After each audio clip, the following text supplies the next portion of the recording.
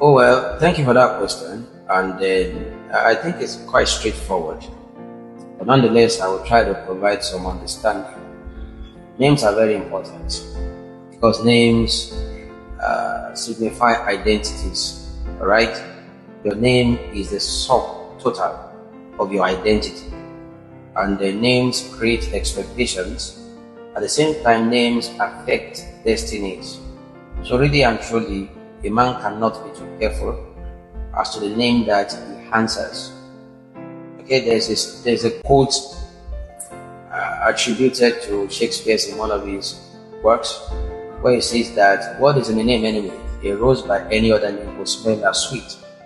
So even if you say a rose is, you call a rose butter, for instance, that doesn't change ordinarily, humanly speaking, naturally speaking, it doesn't change the composition of the rose.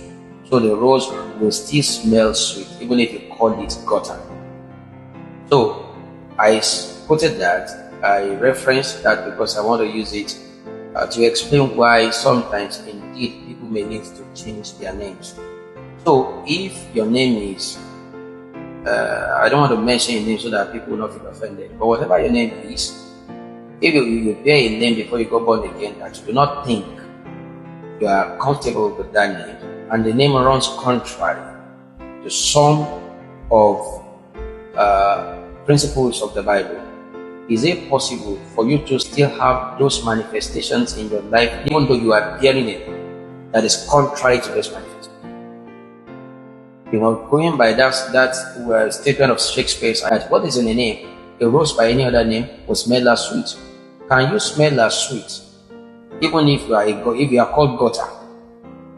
So if your name is, you want to be rich and wealthy, or the name that you were answering before you got born again, you want to tap into divine wealth, into kingdom wealth, or the name that you were bearing before you got born again is a name that talks about poverty. Before you say that you don't want to change your name, my question is, bearing and answering that name, will you still be able to tap into kingdom wealth if you retain that name?